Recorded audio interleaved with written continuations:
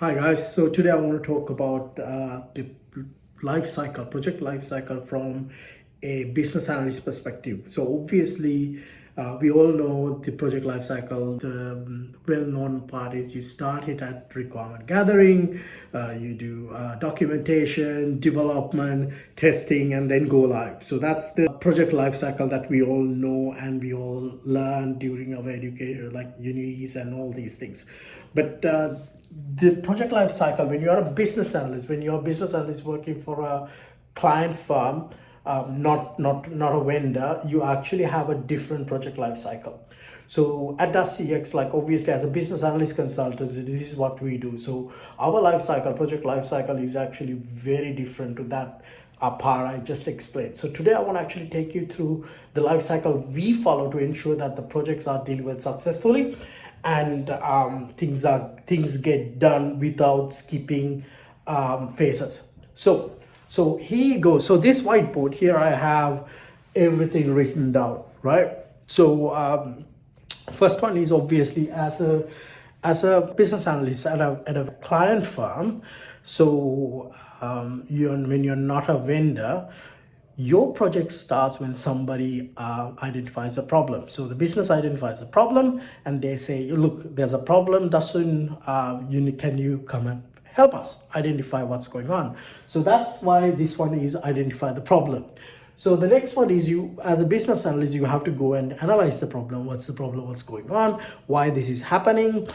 So that you follow that structure of identifying the problem, checking the severity of the problem, understand how quickly that you need to solve it, what's the cost of inaction to the business, and so on and so forth.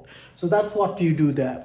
Then you actually, once you do the analysis part, you actually have to work out what solutions are available in the market. So whether this is something you can fix with a band-aid, or whether you need a new solution, whether you need to change an existing system, introduce a new process, and so on. So once that's done, let's say for an example, in this one, we're talking about a problem that requires either change or a new solution implemented to fix it. So over here, we create a business case. So as a business analyst, that's one of the things you have to do, create a good business case to put the case in front to secure funding, secure resources, for you to go move forward from that stage to find a solution in the market and implement it so you can fix the problem. So once the business case is done, you get it approved. Once it's approved, you go through the RFP process. This is you go find, get proposals from prospective vendors, and then you go and find a vendor. So the vendor selection process varies. I'll do another video explaining what you can do to find the right vendor.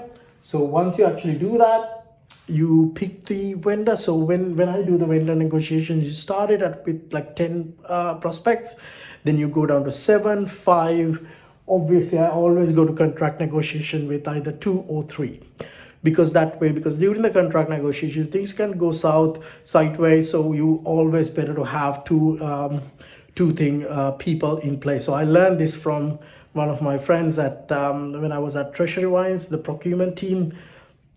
She was amazing. So he taught me these other things. So I actually learned quite a lot about this process there. So you do the contract negotiations, then obviously you do the contract signing. You sign the contract, find the best deal for your business. Then you do the identify the project teams, and you do the project kickoff. So the project kickoff is very important. Obviously, this is where you actually you introduce the 2 teams, 2 firms, highlight this is what we're going to achieve as a business. And one of the things is your business case can actually grow during this process. So you can clearly tell people, look, this is what we are doing and this is why we are doing this. So that's the process. And then the green bit is where you actually start the business process that we know, the project delivery process that we know all about. We do the requirement gathering. Obviously at this RFP stages also over here, we can do a bit of requirement gathering, business requirement gathering. It is very important for you to do business requirement gathering during this stage. business case to RFP, because I highly recommend everybody to do business requirement gathering before the RFP, because the RFP, more data you can actually include in the RFP process or vendor selection process, the better solution you can pick. So you go through requirement gathering, you do the sign off, start development, testing, UAT, go live, hypercare, and support. And also, this is, I mean, everybody knows this, hypercare and support, very important.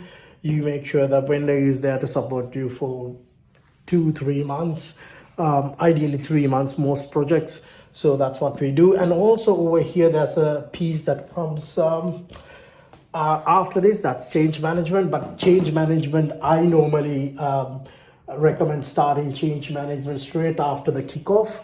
So obviously, while the vendors are doing the development, as internal business analysts or the client business analyst, your job to make sure that you manage everything gets developed properly, as well as you have to make sure you start planning, change management, requirement, documentation, and things like that.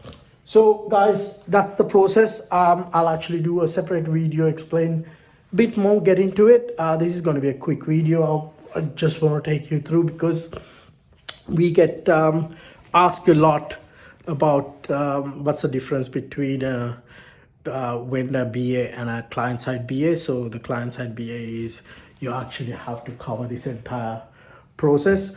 I've been a vendor BA as well, so in there you only focus on this piece, because once you actually done that, you actually move on to the next project. So it's very important for you to learn this. So every BA who comes on board at DASCX, we take them through the entire process. We have trainings in place to make sure that everybody understands what is expected from them as a client-side BA. So there you go, guys. If you have any questions, feel free to reach out to me. Apologies for holding this, it's a bit shaky. Have a good one, guys. And if you have any questions, reach out to me. Bye-bye.